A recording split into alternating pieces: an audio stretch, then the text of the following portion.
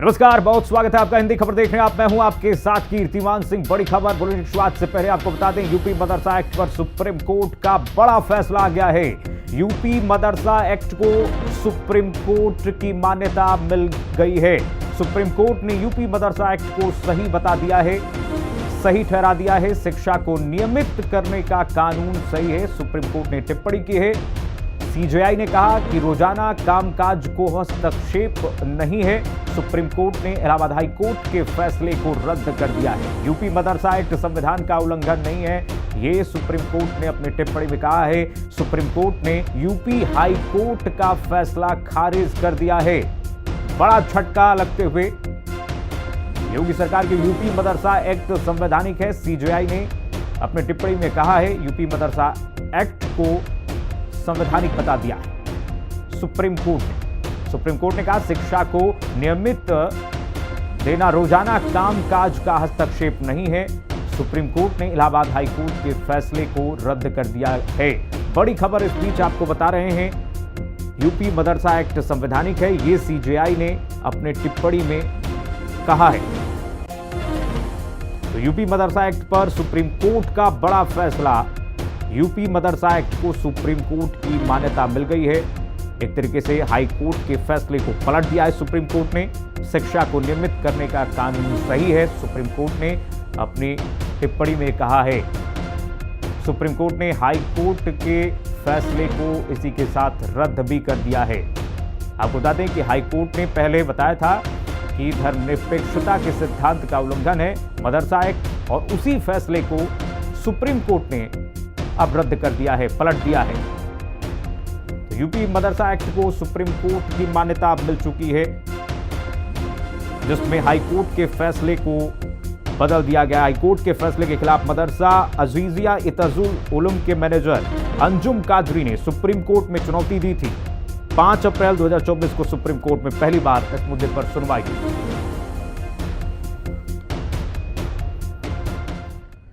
और चलिए आपको सुनाते हैं कि अनस तनवीर वकील सुप्रीम कोर्ट ने क्या कुछ कहा है। सुप्रीम कोर्ट ने हाई कोर्ट का जो निर्णय था, जिसमें यह कहा गया था कि मदरसा बोर्ड की और जो एक्ट है वो संविधान के सेकुलरिज्म के प्रिंसिपल के विपरीत है, उसको तो पूरी तरह से खारिज किया है, उसको सेट असाइड किया है और कहा है कि मदरसा बोर्ड और जो एक्ट है वो पूरी तरह से कॉन्स्टिट्यूशनल है।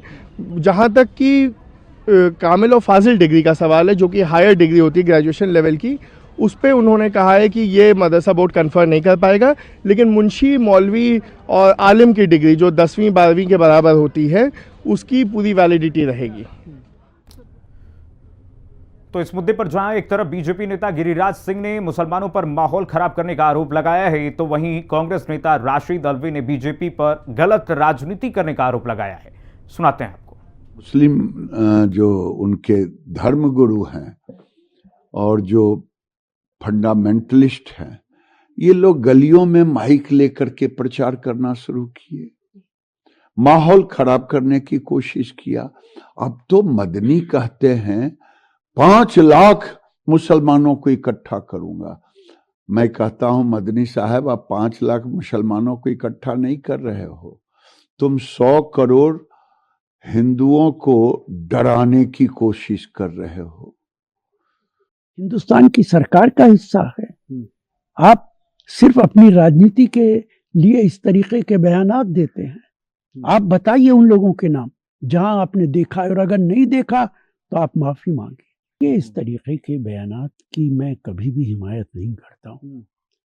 जो लोग राजनीति में हैं, खास तौर से उन्हें अपनी भाषा, अपनी जबान पे कंट्रोल रखना चाहिए। आपको किसी भी महिला, किसी भी आदमी की बेइज्जती करने का हक नहीं है। इस तरीके के वाकयात होते हैं तो उससे राजनीति पे लोगों का भरोसा उठ जाता है, राजनीतिज्ञों पर भरोसा उठ जाता है। तो सुप्रीम कोर्ट के इस फैसले पर तरह तरह की प्रतिक्रियाएं लगातार आ रही हैं। जो सुना रहे हम आपको, सुप्रीम कोर्ट के फैसले पर लखनऊ ईदगाह इमाम और all India Muslim personal law board के सदस्य मौलाना खालिद रशीद फिरंगी का भी बयान सामने आया है। उन्होंने इस फैसले का स्वागत करते हुए कहा कि इस फैसले से मदरसा से जुड़े लोगों में खुशी की लहर है। सुनिए जरा। जो सुप्रीम कोर्ट ने फैसला दिया है उत्तर प्रदेश मदरसा एक्ट के सिलसिले में कि वो अनकॉन्स्टिट्यूशनल नहीं है बल्कि कॉन्स्टिट्यूशनल है, और इलाहाबाद हाई कोर्ट के उस फैसले को रद्द किया है। इससे तमाम मदरसे से मुताल्लिक़ लोगों में खुशी और मसरत की लहर दौड़ी है। और जाहिर सी बात है, ये यूपी मदरसा एक्ट उत्तर प्रदेश की हुकूमत ने खुद बनाया था, तो कोई भी एक्ट जो हुकूमत ने बनाया हो वो किस तरीके से अनकॉन्स्टिट्यूशनल हो सकता है। और फिर इस यहाँ यूपी में हज़ारों बच्चे और हज़ारों टीचर्स और स्टाफ इन मदरसों से मुताल्लिक़, और हम लोग बारहा ये बात कह चुके हैं कि हम लोग यहाँ मदरसों में इस्लामिक एजुकेशन के साथ साथ मॉडर्न एजुकेशन की भी तालीम दी जा रही है। बहरहाल ये एक बहुत खुशी और मसरत का मकाम है कि वहीं सुप्रीम कोर्ट के फैसले का सपा और कांग्रेस ने स्वागत किया है और बीजेपी पर गलत राजनीति करने का आरोप लगाया है। फखरुल हसन चांद ने क्या कुछ कहा है, सपा प्रवक्ता सुनाते हैं आपको। देखिए, शिक्षा सवाल खड़े करती है, सवाल पूछती है, और भारतीय जनता पार्टी को सवालों से दिक्कत है। फिर सवाल पूछने वाला प्राथमिक विद्यालयों का छात्र हो, जिन प्राथमिक विद्यालयों के बारे में भारतीय जनता पार्टी की क्या राय ये सब जानते हैं। मदरसों के बारे में भारतीय जनता पार्टी क्या सोचती है ये सब जानते हैं। देश की सबसे बड़ी अदालत का मदरसा बोर्ड को लेके आया फैसला, समाजवादी पार्टी उस फैसले का स्वागत करती है। आदरणीय अखिलेश यादव जी ने अगस्त 2015 में मदरसों में मॉडर्न शिक्षा कैसे दी जाए, कंप्यूटर की हिंदी इंग्लिश की पढ़ाई कैसे की जाए, उस पर काम करने का काम किया था, लागू करने का काम किया था। आखिर भाजपा सरकार बार बार सुप्रीम कोर्ट में फटकार खाने के बावजूद भी व्यवस्था से छेड़खानी क्यों कर रही है? कभी 69,000 शिक्षक अभ्यर्थी जो है उनके फैसले के खिलाफ, जबकि उत्तर प्रदेश के नौजवान हैं, उनके लोगों के साथ न्याय हो, सरकार उस न्याय के खिलाफ माननीय उच्चतम न्यायालय में जाती, वहां पर फटकार मिलती है। कभी बुलडोजर के मामले में फटकार मिलती है और आज मदरसों के मामले में भी फटकार मिली। लेकिन सरकार का जो रवैया है वो पूरी तरीके से जन विरोधी है। ये आज की जो फटकार सुप्रीम कोर्ट ने मदरसे के संदर्भ में लगाई है और उच्च न्यायालय के निर्णय को खारिज किया है, ये दर्शाता है कि सरकार की नीयत जन कल्याणकारी नहीं है। और चलिए इसी मुद्दे पर चर्चा करते हैं। हमारे साथ मेहमान जुड़ गए हैं डॉक्टर HS रावत, हिंदू धर्मगुरु। सर, बहुत स्वागत है आपका। हाजी नाजिम खान, इस्लामिक स्कॉलर हैं, बहुत स्वागत है आपका भी हिंदी खबर पर। एडवोकेट AP सिंह, अधिवक्ता, सुप्रीम कोर्ट जुड़ गए हमारे साथ। सबसे पहले SS रावत साहब आपके पास आना चाहूँगा। कैसे देखते हैं सर आप इस पूरे फैसले को? और सुप्रीम कोर्ट कह रहा है कि देखिए हाई कोर्ट का फैसला गलत है, धर्मनिरपेक्षता का जो सवाल था वो बिल्कुल सही नहीं है, तो पलट दिया एक तरीके से फैसला। देखिए कीर्ति जी, सबसे बड़ी बात है सुप्रीम कोर्ट हमारे लिए सम्माननीय है, लेकिन जहां देश में एकता की बात आती है, जहां देश में समान अधिकार, समान कानून की बात आती है, समान शिक्षा की बात आती है, तो मुझे लगता है वो फैसला उचित नहीं है। क्योंकि कोई भी जो राज्य होता है उसको अपने कानून बनाने का अधिकार होता है, और क्योंकि 3 कानूनों को छोड़ करके वो अपना कानून बना सकती है। क्या ऐसी शिक्षा उसको देनी है, किस तरह की शिक्षा देनी है, ये तो स्टेट का, राज्य का अधिकार होता है। इसलिए मुझे लगता है कि ये फैसला इस प्रकार से अगर फैसले आएंगे तो मुझे लगता है कि जो सरकारें हैं उनका काम करने का तरीका, उनका राज करने का तरीका है वो हिलेगा, और केंद्र के कानूनों में दखलंदाजी देनी चाहिए मुझे लगता है। और बाकी तो वकील साहब हैं वो बताएंगे, लेकिन मेरी असहमति है। ठीक है, और मुझे लगता है ये ठीक नहीं है, क्योंकि अगर केंद्र का सरकार नाजिम खान के पास आता हूँ। नाजिम खान जी, आप मतलब ये नहीं इस्लाम चाहता है, इजाज़त देता है कि उसमें बदलाव हो, मदरसा एक्ट में नई प्रणाली के माध्यम से आधुनिक शिक्षा दी जाए, बदलाव तो आना चाहिए उसमें। आप किस तरीके से देखते हैं इस फैसले को? हाँ कीर्तिमान भाई, देखिए जिस तरीके से अभी सुप्रीम कोर्ट का फैसला आया, अभी आपने कहा कि इस्लाम को लेकर, देखिए इस्लाम को लेकर फैसला नहीं आया, सुप्रीम कोर्ट सर्वोपरि है भारत के। और देखिए हम लोग संवैधानिक लोग हैं, संविधान को मानने वाले हैं। तो देखिए जिस तरीके से फैसला सुप्रीम कोर्ट का आया, तो देखिए हम खुली बाहों से खैर मकदम करते हैं सुप्रीम कोर्ट के इस फैसले का, क्योंकि उन्होंने आर्टिकल 30 का बचाया है, क्योंकि आर्टिकल 30 का पूरी तरीके से खत्म करने की कोशिश करी जा रही थी। आपने देखा होगा जो तालीम थी उसको किस तरीके से यहाँ पर मदरसे के नाम पर चुनौती दी गई थी कि यहाँ देखिए यहाँ पर मदरसे जो है अवैध है, तालीम अच्छी नहीं है, इस तरीके का भ्रमित फैलाया गया। इसीलिए सुप्रीम कोर्ट ने देखिए इलाहाबाद के फैसले को पलटा और इस तरीके से एक फैसला दिया, ये सराहनीय है। और देखिए पूर्ण खुलूस हम इस फैसले का स्वागत करते हैं। और देखिए केंद्र सरकार और राज्य सरकार से भी हम ये कहते हैं कि आप मदरसे के अंदर जो आधुनिक शिक्षा है उसको बिल्कुल लाइए, क्योंकि आप कहते थे कि एक हाथ में कुरान होगा, एक हाथ में लैपटॉप। सर, आप एक होगा, लेकिन ऐसा कुछ वरिष्ठ नहीं है। अधिवक्ता हैं सुप्रीम कोर्ट के, इस फैसले को आप कैसे देखते हैं, पी सिंह जी? नहीं, माननीय सर्वोच्च का फैसला सराहनीय है और बहुत गहन विचार विमर्श के बाद ही हमारे honourable chief justice of India साहब फैसला दिया है। निश्चित तौर पर 12-13 हजार मदरसे हैं, 16-17 लाख छात्र हैं, उनसे जुड़ा हुआ स्टाफ है। शिक्षा का आधुनिकीकरण तो देखिए किया जाना चाहिए, इसमें तो सभी मदरसे वाले भी चाहते, कौन नहीं चाहता उनका बच्चा इंग्लिश पढ़े, कौन नहीं चाहता उनका बच्चा कंप्यूटर पढ़े, कौन नहीं चाहता उनका बच्चा आधुनिक शिक्षा की तरफ बढ़े, और सभी चाहते हैं और बदलाव चाहते हैं। पहले 5वीं के बाद 5वीं में इंग्लिश ABCD सीखते थे, आज बच्चा सबसे पहले ABCD सीखता, बाद में और अलिफ बे ते से सीखता है। तो अलिफ बे ते से और छोटा बड़ा छोटी बड़ी बाद में हो गया, अब ABCD पहले हर व्यक्ति चाहता है आधुनिकता हो, हमारी भाषा भी हो, मातृभाषा भी हो, हिंदी भाषा भी हो, उसकी भी महत्वता है, लेकिन आधुनिकता की तरफ भी हमें बढ़ना चाहिए, रूढ़िवादिता से आगे बढ़ना चाहिए।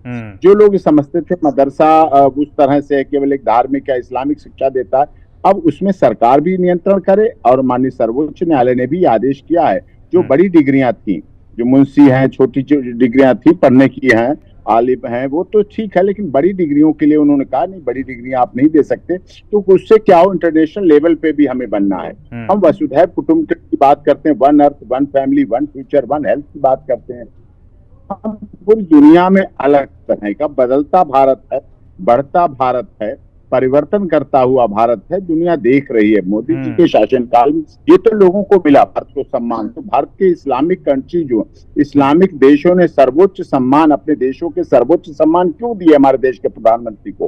वो सम्मान केवल भारत के प्रधानमंत्री का नहीं था, वो इस देश के 140 करोड़ों लोगों का था। 140 करोड़ लोग, जिनमें हिंदू, मुस्लिम, सिख, ईसाई, जैन, पारसी सभी लोग हैं। तो शिक्षा सभी से जुड़ा मामला है, शिक्षा सभी के हित का मामला है।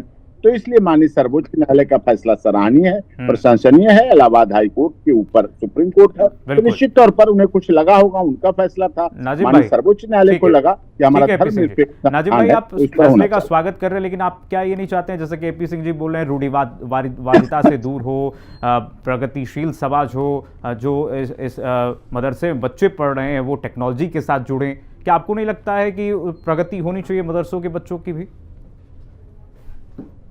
भाई देखिए बिल्कुल होनी चाहिए, क्योंकि इसी मदरसे से देखिए मुंशी प्रेमचंद जी ने तालीम हासिल करी, और देखिए इसी मदरसे से आपने समय के साथ बदलाव की जरूरत तो है ना। प्रसाद जी, सुन तो लीजिए, राजेंद्र प्रसाद जी ने भी यहाँ से तालीम हासिल करी, और तो जो सती प्रथा को रोकने वाले डॉक्टर राजा मोहन राय जो है, उन्होंने भी तालीम हासिल मदरसे से करी। और देखिए अब मैं आ जाता हूँ ये कि हमारे मदरसे के अंदर लेकर आइए आप आधुनिक, हम तैयार हैं सारी तालीमों को हासिल करने के लिए। क्योंकि अभी आपने देखा होगा पिछले साल में हमने नीट का जब एग्जाम दिया था तो 1200 बच्चों ने मदरसे से नीट एग्जाम क्लियर करा था। ये बहुत बड़ी बात है, बहुत बड़ी उपलब्धि है। तो देखिए हम तो कहते हैं कि केंद्र सरकार यानी मुल्क के वजीर आजम जब कहते हैं कि एक हाथ में लैपटॉप होगा, एक हाथ में कुरान होगा, तो हम तो स्वागत करते हैं कि हमारे हाथ में तो कुरान है लेकिन लैपटॉप नहीं आ पा रहा। आप लैपटॉप रखिए, हम बिल्कुल आधुनिक शिक्षा को प्राप्त करेंगे, हम दोनों तालीम हासिल करेंगे, हम अपने दीन की भी तालीम हासिल करेंगे और हम दुनिया की तालीम भी हासिल करेंगे, और अपने मुल्क को नंबर 1 पोजीशन पर लेकर जाएंगे, ताकि पूरी दुनिया ये देखे कि हाँ देखिए भारत के अंदर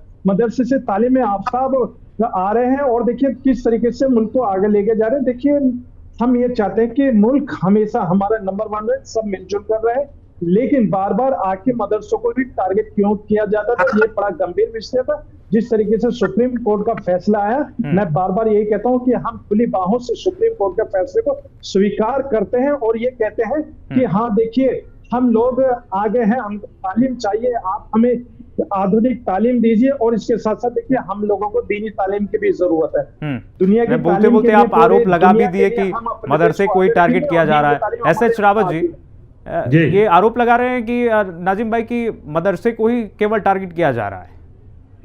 देखिए, मैं कह रहा हूं कि मदरसों में जो एजुकेशन सुप्रीम कोर्ट ने बोला है वो दें, लेकिन इसमें से जो दीनी तालीम है ना उसको बाहर कर देना चाहिए। जी दीनी जो तालीम है उसके लिए स्पेशल इनके लिए होना चाहिए। जब देश के अंदर शिक्षा सबको बराबर का अधिकार है तो तुम्हें दीन का शिक्षा करोगे क्या? जब तुम्हें देश की उन्नति करनी है, देश की उन्नति दीन से थोड़ी होगी। देश की उन्नति दीन से होगी क्या?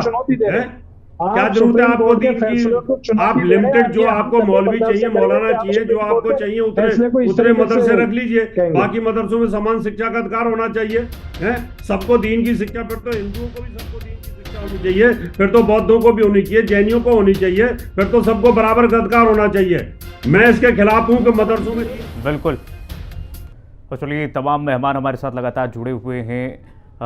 HS रावत सर, आपके पास आना चाहूँगा। जैसा कि आप कह रहे थे, नाजिम भाई कह रहे थे कि देखिए ये सिर्फ मदरसे को टारगेट कर रहे हैं। इस हाईकोर्ट का फैसला जो था मदरसे को टारगेट करते हुए था और लगातार इस पर विरोध हो रहा है। कैसे मदरसे को सिर्फ टारगेट हो रहा है? हाईकोर्ट कह रही है लगातार कि देखिए अलग अलग धर्म के शिक्षा के आधार पर अगर बच्चों को शिक्षा दी जाती है धर्मों के आधार पर, तो ये कहीं ना कहीं असंवैधानिक है। बिल्कुल कीर्ति जी, किसी भी देश के अंदर एक शिक्षा, एक कानून, एक जैसी व्यवस्थाएं की जानी चाहिए देश की प्रोग्रेस के लिए। अब ये 25-30 करोड़ मुसलमान हैं, इनको दीनी शिक्षा दी जाएगी। क्या करेंगे दीनी शिक्षा दे करके? ये क्या सऊदी अरब में जाकर के वहां विवाह पढ़वाएंगे? क्या वहां पर निकाह करवाएंगे? क्या करेंगे जाकर के? कोई जरूरत तो है नहीं। यानी एक जैसी शिक्षा अगर हो तो देश उन्नति करता है। पिछली सरकारों ने अगर दबाव में आकर के देश के अंदर दो तरह के कानून बना के रखे तो गलत है। अब नई सरकार आई है, नए परिवर्तन की जरूरत है, नई शिक्षा नीति की जरूरत है, सब चीजों की नई की जरूरत है। तो बार बार एक ही चीज बोले जा रहे हैं, हमें कहीं ना कहीं दीन की शिक्षा भी मिलेगी। अरे दीन की शिक्षा से आपका पेट भरने वाला है क्या? दीन की शिक्षा, पेट तो भरेगा आपका कंप्यूटर एजुकेशन से, पेट भरेगा आपकी डॉक्टरी की एजुकेशन से, साइंटिस्ट बनने से बनेगा। इसलिए ये जो मदरसे के अंदर साथ में इसको जोड़ा गया दीनी शिक्षा, इसको खत्म करना चाहिए और सारे मदरसों को मॉडर्नाइज कर देना चाहिए, जिससे कि उनको सबको बराबर का शिक्षा, मदरसे की भी एजुकेशन वही मिले जो सरस्वती शिशु मंदिर की एजुकेशन हो, मदरसे की भी एजुकेशन वो जो सरकारी एजुकेशन होनी चाहिए। और अगर जब कानून आएगा तो मुझे लगता है ये सब खत्म होना चाहिए। एक जैसी एजुकेशन होनी चाहिए, देश की प्रोग्रेस के लिए बहुत जरूरी है। नहीं तो भेदभाव बना रहेगा। आपके पास जवाब दीजिएगा, लेकिन उससे पहले AP सिंह जी आपके पास आना चाहूंगा। क्या गलत लगा सुप्रीम कोर्ट को फैसला पलट दिया हाईकोर्ट का? नहीं, उन्हें लगा, देखिए 16-17 लाख के करीब संख्या में छात्र पढ़ रहे हैं, छात्र, टीचर हैं, स्टाफ है, 12,000 के करीब मदरसे हैं, इंफ्रास्ट्रक्चर है। तो अभी हम शिक्षा के क्षेत्र में उतना अग्रणी नहीं हो पाए हैं कि हर जगह उतनी शिक्षा सुलभ हो सके। जो भी शिक्षा जिस तरह से कर रहे हैं, बढ़ा रहे हैं, उसमें दीन की शिक्षा बात आती। जैसा HS रावत साहब बहुत वरिष्ठ हिंदू धर्म गुरु हैं और बहुत प्रमुखता बात रखते हैं। हाँ। और नाजिम भाई भी इस्लामिक रिसर्च स्कॉलर हैं, उन्होंने भी बात रखी। दोनों लोगों की अपनी बात में वजन है। दीन शिक्षा की बात जहां तक आती है, पहली शिक्षा फिर दीन की बात। हमारा कहना थोड़ा ऐसे पढ़िए, दीन धर्म पहले शिक्षित जब आप बना देंगे, एजुकेटेड बना देंगे, वो धर्म भी जान जाएगा, मानवता भी जान जाएगा, अपने अधिकार भी जान जाएगा, संविधान भी जान जाएगा, कानून भी जान जाएगा, सरकार के प्रति संवेदन भी जान जाएगा, देशभक्ति भी जान जाएगा, देश हित भी जान जाएगा, परिवार को भी चला लेगा। और जितनी आतंकवादी गलत धर्म के नाम पर फिरका परस्त नाजिम भाई, हमारे पास समय कमी है, छोटी प्रतिक्रिया दीजिएगा। जो AP सिंह जी कह रहे हैं कि क्या आपके मदरसों में अगर इस तरीके से प्रगतिशील समाज बनाना है तो आधुनिकीकरण अगर आता है तो क्यों विरोध हो रहा है भाई उसका? नहीं, देखिए बिल्कुल विरोध नहीं हो रहा कीर्तिमान भाई। हम तो चाहते हैं कि मदरसों के अंदर आप आइए, लैपटॉप वगैरह लगाइए, कंप्यूटर की शिक्षा दीजिए। हमने कहाँ मना किया?